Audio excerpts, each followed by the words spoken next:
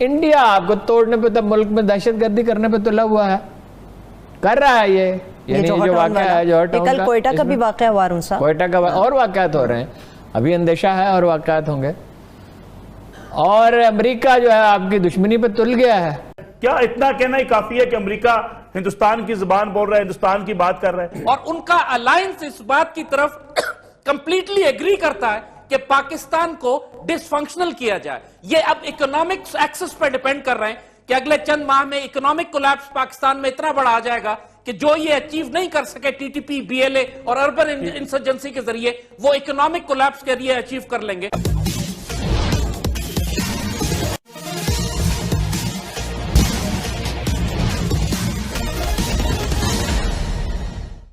पाकिस्तान में हर दूसरे दिन यह चर्चा होने लगती है कि अमेरिका भारत अब मिल गए हैं और पाकिस्तान को तोड़ने की साजिश कर रहे हैं। दरअसल 1971 में जब से पाकिस्तान बंटकर बांग्लादेश का जन्म हुआ है, तब से पाकिस्तान में यह डर और बढ़ गया है। और यह सही भी है, क्योंकि पाकिस्तान के अंदर पाकिस्तान से अलग होने के कई राज्यों में आंदोलन उग्र रूप से चल रहे हैं। क्या है पूरा मामला, आइए आगे समझते हैं।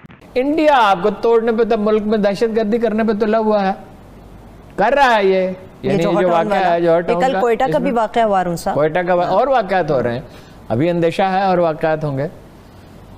और अमेरिका जो है आपकी दुश्मनी पे तुल गया है। अफगानिस्तान से टेररिज्म हो रहा है। अपने पीछे कुछ सेटलमेंट तो छोड़ के जाता। नहीं, सेटलमेंट वो पिछली दफा जब उन्होंने किया, उन्होंने 65 में हमारे साथ क्या किया था, उन्होंने 71 में हमारे साथ क्या किया था, उन्होंने कैरी लोगर बिल वो किस लिए लेके आए थे, कितनी दफा उन्होंने हमारी मदद बंद की। और ये वो हमें खुल्लम खुल्ला कह रहे हैं हम में से और चीन में से एक इंतखाब करें। इसका क्या मतलब है? हम कोई गुलाम हैं कि चीन का हम में से हम किसी का इंतखाब नहीं करते, आपके साथ अच्छे ताल्लुकात रखना चाहते हैं। तो ये क्या धमकी आमेज रवैया है कि भाई चीन को छोड़ दो, चीन को छोड़ दें, यानी आप स्ट्रेटेजिक पार्टनर बन जाए उस इंडिया के जो पाकिस्तान को खत्म करना चाहता है, हम चीन को छोड़ दें। उन्होंने अभी इस्लामाबाद इंडियन हाई कमीशन के ऊपर बात कर दी कि जी यहाँ पे भी ड्रोन उड़ रहा है और खतरा है। हाई कमीशन के अंदर ड्रोन उड़ा के क्या करना था उसकी? ड्रोन तो तस्वीरें बनाने के लिए होता है। उसके अंदर वो कि मुझे का खैर ये जो लाहौर का वाकया है, ये जो कि ट्रेस हो गया है, पूरा ग्रुप पकड़ा गया है। तो अब ये इंडियन मीडिया पे तो कोई भी चीज़ जो वो चलाना चाहे वो चला, वो पाकिस्तानी मीडिया की तरह नहीं है। यानी अमेरिका ने तो आज कमाल कर दिया कि पाकिस्तान पे पाबंदी लगा दी है, कहा कि बच्चों को, तुर्की पे भी लगा दी है, बच्चों को फौज में इस्तेमाल करते हैं। अच्छा, कौन से बच्चों को इस्तेमाल करते हैं? 85 बिलियन डॉलर का लेन देन है चीन का और इंडिया का। इतनी कशीदगी है, फौजें सरहद पे खड़ी हैं, बाद लोग कह रहे हैं जंग हो सकती है। मेरा तो नहीं ख्याल जंग होगी। अगर आप अमेरिकी वज़ीर ख़ारिजा की अफगानिस्तान की जो स्टेटमेंट्स हैं उनको आप पेश नजर रखें तो आपको क्या नजर क्या आता है?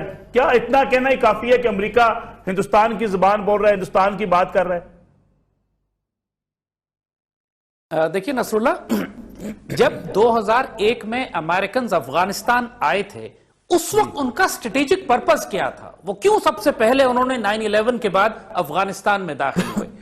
उस वक्त जो बड़े बड़े उनके ग्रैंड स्ट्रेटेजिक ऑब्जेक्टिव्स थे, जिसमें एक कंटेनमेंट ऑफ चाइना था, एक कंटेनमेंट ऑफ रशिया था, control of global trading assets थे, और सबसे बड़ा उसमें ऑब्जेक्टिव था पाकिस्तान को डीन्यूक्लियराइज करना। ठीक 2005 में CIA की रिपोर्ट आई थी जिसमें उन्होंने कॉन्फिडेंटली कहा था कि 2015 तक पाकिस्तान के नक्शे हम तब्दील कर देंगे।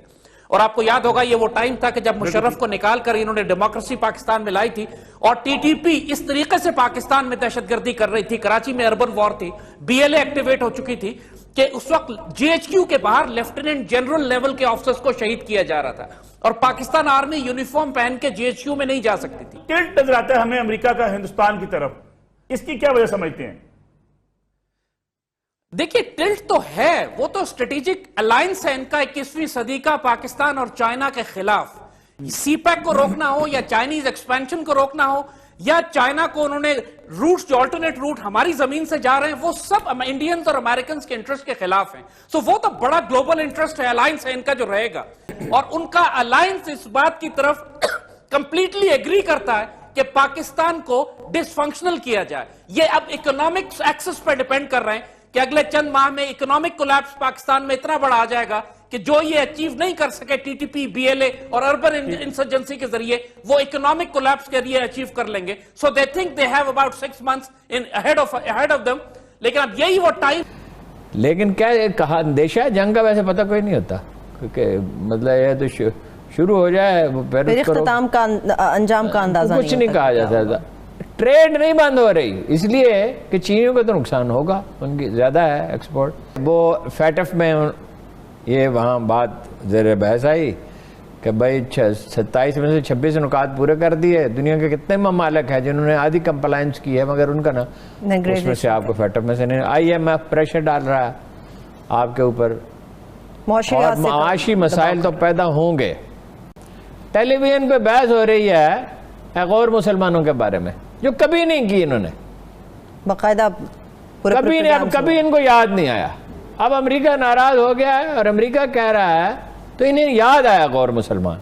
अफगानिस्तान में अब तक जो भी चुनी हुई सरकार सत्ता में रही है, भारत के उससे अच्छे संबंध हमेशा से रहे हैं। भारत ने अफगानिस्तान की भरपूर आर्थिक मदद भी करते रहता है। अफगानिस्तान के सैनिकों की ट्रेनिंग भी भारत में होती रही है। भारत के लिए अफगानिस्तान का महत्व सामरिक दृष्टि से बहुत ही महत्वपूर्ण रहा है। इसका कारण यह है कि पाकिस्तान की सीमा एक तरफ अफगानिस्तान से और दूसरी तरफ पाकिस्तान से मिलती है। पाकिस्तान और अफगानिस्तान के बीच जो विभाजक रेखा है उसे डुरंड लाइन कहा जाता है। इस डुरंड लाइन को अफगानिस्तान नहीं मानता है, क्योंकि इसी डुरंड लाइन के कारण अफगानिस्तान में जो पश्तून बहुल्य वाला इलाका है वह 2 भागों में बंट गया है। अफगानिस्तान का कहना है कि डुरंड लाइन के उस पार वाला जो इलाका पश्तून बहुल्य है वह भी अफगानिस्तान का है, यानी वह पाकिस्तान के पश्तून बहुल इलाके को अपना मानता है। उसके कारण दोनों देशों में तनाव सीमा पर बना रहता है, जिसके कारण पाकिस्तान को अफगानिस्तान सीमा पर अपनी ज़्यादा फौजें लगानी पड़ती है और इस कारण पाकिस्तान के फौज का बंटवारा हो जाता है। आधा फौज अफगानिस्तान सीमा पर और आधा ही फौज भारत के साथ कश्मीर सीमा पर लगाता है, जिससे भारत के लिए एक सामरिक फायदा है, क्योंकि पूरी ताकत से भारत के साथ पाकिस्तान नहीं पड़ सकता, नहीं भिड़ सकता। इसके अलावा आप लोगों को पता ही होगा कि अमेरिका ने सोवियत संघ को अफगानिस्तान से निकालने के लिए पाकिस्तान को कहा था और पाकिस्तान ने अपने सारे मुस्लिम देशों से जिहादियों को इकट्ठा किया, उसको ट्रेनिंग किया और अफगानिस्तान में भेजा था। सोवियत संघ तो वहाँ से चला गया, लेकिन तालिबान अभी भी मौजूद हैं और विभिन्न गुटों में, कबीलाई गुटों में बटे हुए हैं, आपस में भी लड़ते रहते हैं। लेकिन अभी अमेरिका ने उन सबको मिलाकर अफगानिस्तान में शांति बनाए रखने के लिए उसने कहा है कि आप लोग एक सत्ता परिवर्तन का प्लान बनाएं और उसी प्लान के अनुसार सत्ता परिवर्तन होने की संभावना अफगानिस्तान में जताई जा रही है। हालांकि अभी तक पूरा पिक्चर क्लियर नहीं हुआ है। भारत ने इस स्थिति को भांपते हुए कि हो सकता है कि अब तालिबान अफगानिस्तान में सरकार बना ले, भारत ने तालिबान के लोगों से संपर्क किया है और उधर से आश्वासन मिला है कि भारत के साथ वे लोग अच्छे सकारात्मक संबंध चाहते हैं।